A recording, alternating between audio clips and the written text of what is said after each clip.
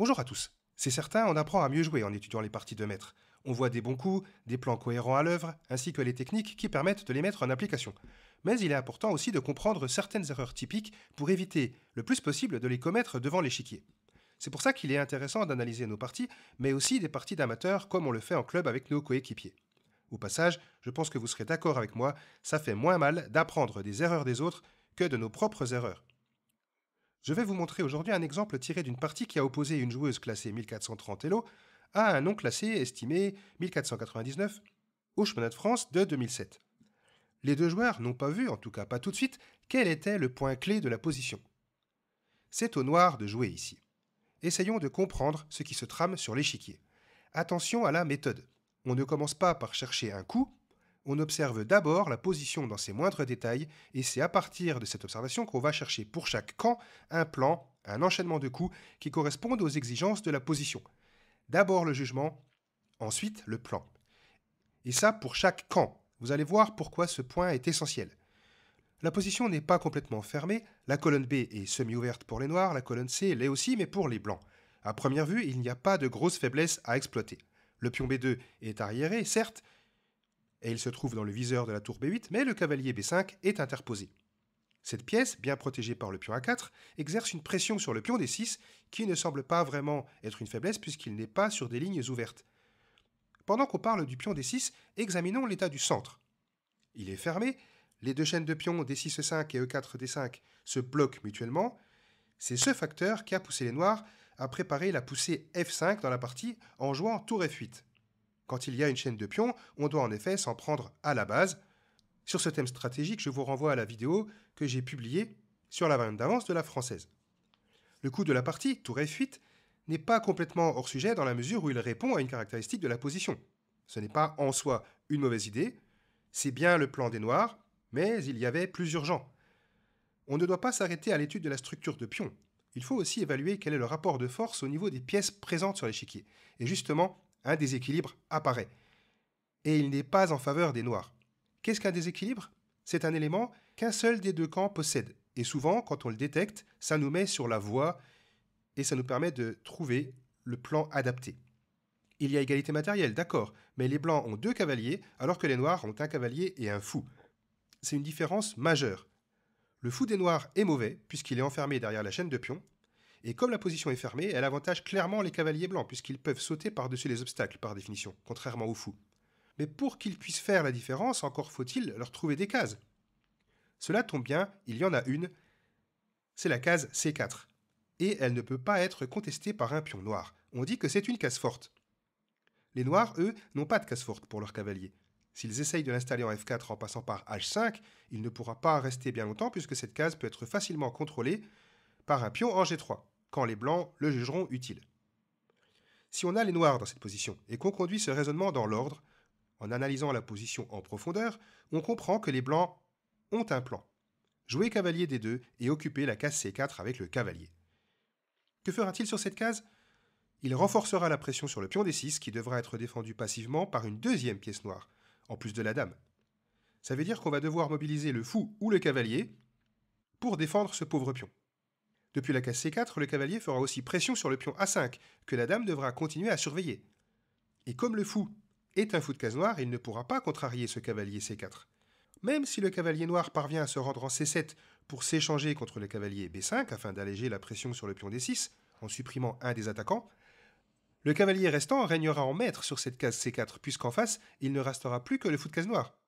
Notez au passage que le cavalier, une fois arrivé en C4, protégera efficacement le pion B2, ce qui sera très utile dans le cas où le cavalier B5 serait échangé ou s'en irait. Donc le plan des blancs est vraiment pénible.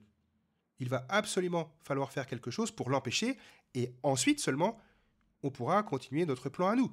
Tour F8, cavalier H5, F5, etc.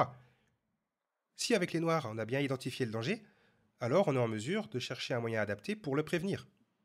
On l'a dit, le fou de case noire ne pourra jamais rivaliser contre le cavalier une fois que celui-ci sera arrivé en C4. Par contre, il peut lui barrer la route. Il faut donc contrôler la case D2. C'est pour ça que le coup clé dans cette position c'était fou H6. Si les blancs s'obstinent et jouent quand même cavalier D2, alors on va être tout content d'échanger notre mauvais fou contre le cavalier qui allait devenir très fort en C4. Maintenant, Le cavalier B5, à lui tout seul, n'exercera jamais une pression suffisante sur le pion D6. Ça veut dire que le cavalier F6 sera libre de faire ce que bon lui semble. Par exemple, se rendre à l'aile roi. Cavalier H5. Et les noirs pourront continuer par tour F8, puis F5, pour commencer à lancer une attaque sur l'aile roi. Si jamais les blancs réussissent à désamorcer cette attaque et parviennent à poster leur cavalier en C4, eh bien, ce ne sera pas un drame, puisque les noirs, comme ils ont gardé le cavalier, seront en mesure de le rapatrier pour proposer un échange des cavaliers. Imaginons maintenant qu'après fou H6, les blancs soient têtus et qu'ils cherchent quand même à amener leur cavalier en C4. Ils doivent trouver un itinéraire bis, en quelque sorte, où le cavalier ne risquera pas d'être échangé au passage. Il faudra donc que ce cavalier arrive en A3 avant d'arriver en C4, ce qui veut dire qu'il va devoir passer par la case E1 avant d'aller en C2, comme ça il pourra aller en A3, et finalement en C4. Ça va prendre beaucoup de temps, et la tour E1 va déjà devoir laisser sa place. Pendant ce temps, les noirs pourront commencer leur manœuvre à l'aile roi. Regardons une des continuations possibles. Tour E2, cavalier H5, menace cavalier F4 avec fourchette, donc ici G3 est obligatoire. De toute façon, l'affaiblissement des cases blanches n'est pas dramatique, puisqu'il n'y a plus de fou de cases blanches en face pour exploiter les trous qui sont apparus. Tour F8, et maintenant il faut faire attention avec les blancs, on doit rester fidèle à notre plan. Si on commence à se disperser en jouant par exemple cavalier A7, pour faire une fourchette en C6, alors les noirs joueront dame D7 par exemple, et après cavalier C6, tour A8 pour bien défendre le pion A5. On a planté un cavalier en C6, d'accord, mais on voit mal ce qu'il fait concrètement. Donc après tour F8, restons concentrés sur notre plan. Cavalier E1, dame D7, la dame évidemment vise la case H3, cavalier C2, F5, ça y est, le plan des noirs commence à s'exécuter. Et surtout, par leur dernier coup, les noirs vont gagner le contrôle de la case F5. En effet, si les blancs essayent de protéger le pion E4 en jouant F3, alors les noirs peuvent prendre, et il est très dangereux de reprendre du pion ici, parce qu'il y a dame H3. Et ce sont les blancs qui sont sous pression. La menace, c'est cavalier F4, puisque le pion G est cloué, étant donné que la dame D3 n'est pas protégée. Donc là, les motifs d'attaque commencent à apparaître pour les noirs. Les joueurs d'Est indienne adorent ce genre de position. Ça veut dire qu'après F5, les noirs vont prendre en E4, et ensuite occuper la case F5 avec leur cavalier, en passant par G7. Ça compensera largement la présence d'un cavalier en C4, d'autant plus qu'une fois arrivé en F5, le cavalier défendra solidement le pion D6, mais pas de manière passive. Revenons à la partie. Pour un joueur classé à 1400, il n'était pas si facile que ça d'identifier le problème, et cela pour deux raisons. Premièrement, à ce niveau, on a souvent tendance à voir uniquement notre plan à nous et pas celui de l'adversaire. Deuxièmement, il nous manque encore les techniques de réflexion dont je viens de vous parler. Si on prend l'habitude d'identifier les caractéristiques de la position avant de jouer son coup, on monte rapidement à 1600, 1700 Elo. Revenons à la partie telle qu'elle a été jouée, car elle a connu des rebondissements instructifs. Les noirs n'ont pas vu fou H6 et ont donc joué tour F8 pour préparer la poussée du pion F et attaquer à l'aile roi selon un plan typique de l'Est indienne. Les blancs ici auraient dû se jeter sur l'occasion et jouer cavalier D2. Je vous l'ai déjà expliqué de manière schématique tout à l'heure, mais maintenant regardons concrètement pourquoi les blancs auraient eu un gros avantage s'ils avaient adopté ce plan-là. Le cavalier va arriver en C4, et le cavalier F6 n'aura pas d'autre choix que de se replier passivement, pour bien défendre le pion. Il peut le faire dès maintenant d'ailleurs. Cavalier E8, comme ça libère le pion F. Cavalier C4 maintenant, on protège bien le pion B2, et comme ça on menace de jouer cavalier A7. Et le deuxième cavalier va s'infiltrer en C6 pour établir une pression supplémentaire sur le pion A5. Donc les deux cavaliers ici sont parfaitement coordonnés. Les noirs ne peuvent pas trop empêcher cavalier A7 par tour B7, parce qu'il y aurait dame D2 qui gagnerait le pion A5. Donc F5 est encore la meilleure solution, mais le plan des blancs l'emporte sur le plan des noirs. Le plus direct pour prendre un avantage stable ici, c'est cavalier A7, comme on l'a dit, et après F prend E4, tour prend E4, cavalier F6, on enlève la tour, on menace au passage la fourchette en C6, il y aura une grosse pression sur A5, et elle pourra être renforcée avec dame D2 plus tard. Donc les noirs vont souffrir ici. Mais dans la partie, les blancs n'ont pas tout de suite vu qu'ils pouvaient occuper la case C4 rapidement, ils ont joué H3. Les noirs, si vous l'avez compris, auraient pu ici jouer fou H6, au lieu de ça, ils ont joué cavalier E8. Ça continue le plan de pousser F5 en protégeant le pion D6, ce qui est passif. Les blancs ont encore raté le coche ici en jouant B3, et les noirs n'ont toujours pas vu la menace et ont joué F5 au lieu de jouer fou H6. Maintenant, les blancs ont joué cavalier D2, et on ne peut plus empêcher le cavalier d'arriver en C4. Si le cavalier vient en F6 pour faire pression sur le pion E4, eh bien, on jouera simplement F3. Et le cavalier va devoir revenir en E8 pour bien défendre le pion D6. Les noirs ont joué fou H6 ici, mais c'est trop tard. Cavalier C4, le cavalier file entre les doigts du fou de case noire, et on a l'impression que les blancs ont fait le plus dur. Mais vous allez voir que ça ne va pas se passer comme prévu. Les noirs ici ont ouvert la colonne F en prenant, c'est tout à fait correct. Dame prend E4, tour F4, les noirs essayent de jouer avec les quelques pièces qui peuvent rester actives. On l'a dit, pour le cavalier E8, c'est déjà trop tard. Il est obligé de rester ici pour surveiller le pion D6. Dame E2, tour B7, se prépare à doubler les tours. G3, chasse la tour. Celle-ci aurait dû se replier sagement en F8 pour bien défendre le cavalier E8. Au lieu de ça, elle est venue en F6 et le cavalier E8 se retrouve insuffisamment protégé. Les blancs auraient pu en profiter instantanément en jouant F4. En effet, le pion E5 est cloué. S'il prend, il y a dame prend E8 échec qui gagne une pièce. Et le pion E5 est tellement sous pression qu'il va tomber au prochain coup. C'est évident. La chute de ce pion E5 entraînera par la même occasion le déblocage du pion D qui pourra avancer. Et il sera soutenu par les deux cavaliers. Donc F4 aurait vraiment été le couronnement de la stratégie blanche. Stratégie des blancs et stratégie sur case blanche. Dans cette position, au lieu d'enfoncer le clou, les blancs ont tendu un gros piège aux noirs et ils ont joué cavalier E3. Ils veulent sans doute venir en G4 pour effectuer une fourchette entre la tour et le fou qui n'est pas protégé. Ce coup illustre une attitude typique des joueurs qui ont un classement inférieur à 1600-1700 Elo, attitude qu'on retrouve parfois bien au-delà de ce niveau. On renonce à un avantage stratégique difficilement acquis, ici la case forte C4, pour tendre un piège tactique qui est pourtant facile à parer. C'est à cause de ces envies, de ces pulsions tactiques en quelque sorte, qu'on dégrade notre position, qu'on papillonne d'occasion en occasion et qu'on finit par perdre le fil de notre partie. Les noirs n'ont cherché qu'à parer cette menace d'ailleurs.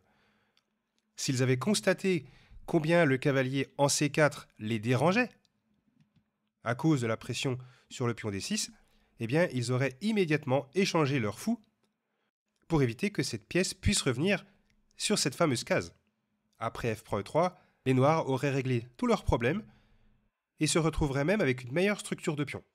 Au lieu de ça, c'est fou G7 qui a été joué. La tour est venue en B1, probablement pour s'enlever du vis-à-vis avec le fou. Cavalier C7 propose l'échange du cavalier B5, et c'est ici que les blancs se sont effondrés en lâchant un pion. Il n'était pas encore trop tard pour jouer cavalier C3 et reprendre un plan cohérent autour des cases fortes. Je dis les cases fortes parce qu'en plus de la case C4, maintenant les blancs ont aussi la case E4. Ils pourraient donc, dans l'idéal, installer leurs deux cavaliers sur les deux cases fortes blanches. Il faudrait juste, pour préparer ces manœuvres, bien protéger le pion D5 avec une pièce lourde. Malheureusement, les blancs n'ont pas vu ça, et sur cavalier C7, ils ont joué tour F1. Probablement par crainte d'un doublement sur la colonne F, doublement qui était loin de pouvoir survenir dans les prochains coups. Les noirs en ont profité pour gagner un pion par cavalier prend B5, A prend B5 et dame D7. La dame attaque le pion H3 et renforce l'attaque sur le pion B5. Je vous montre encore quelques coups de la partie, parce qu'il va y avoir encore des rebondissements liés à la case forte C4. Les blancs ont joué B6, les noirs ont pris en B6, ce qui a permis aux cavaliers de revenir avec gain de temps. Les noirs sont venus en A6 pour bien défendre leur pion. Et là, encore une fois, les blancs tombent dans la tentation tactique. La tour A6 n'est pas protégée, elle est dans l'alignement de la dame, donc on aurait très envie d'enlever le cavalier. On pourrait le faire par cavalier prend E5, on a l'impression que cette découverte gagne un pion, Mais ça ne fonctionne pas parce qu'il y a D prend E5 et d'un seul coup, la tour F6 revient en contact et protège in extremis sa collègue. Mais les blancs se sont accrochés à cette idée de tendre un piège et ont joué cavalier A3. Encore une fois, ils s'éloignent de la case C4 pour tendre un piège en un coup. Les noirs l'ont vu, ils ont reculé la tour, le roi est venu défendre son pion, tour F5, cavalier C4. Je suis sûr que vous entrevoyez ce qui a fini par se passer. Les noirs, eux, ne l'ont pas vu, puisqu'ils ont joué tour H5, obnubilés par leur idée d'attaquer le roi blanc. Mais ici, cette menace est parée facilement, de manière active, par G4. Bon coup de la part des blancs. Et la tour est venue en G5. C'est l'erreur décisive. Mais de toute façon, les noirs allaient perdre du matériel. Les blancs, évidemment, se sont servis. Ils ont joué cavalier B6. Et après dame D8, ils ont pris la tour. Malheureusement pour les noirs, ils ne peuvent pas reprendre le cavalier parce que sur dame prend A8, il y a H4 et la tour n'a plus de case. Si on joue dame prend D5 échec ici, il suffit de parer l'échec en venant en H3 et au prochain coup, on encaissera la tour. Donc dans la partie, après cavalier prend A8, les noirs ont continué par H5 pour sauver leur tour et prévenir H4 parce que sur H4, il y aurait tour prend G4. Ils ont fini par récupérer le cavalier d'ailleurs, et croyez-le ou non, ils ont même fini par gagner la partie. Qu'est-ce qui s'est passé? Eh bien, les blancs ont tout simplement perdu la dame. Donc je ne vais pas aller plus loin dans l'analyse, mais en tout cas, il y a une morale à retenir de cette partie. À chaque fois que le cavalier blanc est venu sur sa case magique C4, les blancs ont été mieux. À chaque fois que le cavalier s'en est éloigné, la position a été égale ou inférieure pour les blancs. Donc quand vous commencez à adopter un plan, restez-y accrochés. J'espère que cette vidéo vous aura été utile. Si vous aimez apprendre par les erreurs des autres, vous pouvez aller voir ma playlist consacrée à cette thématique. J'essaye d'y explorer différentes erreurs stratégiques qu'on retrouve fréquemment au niveau amateur.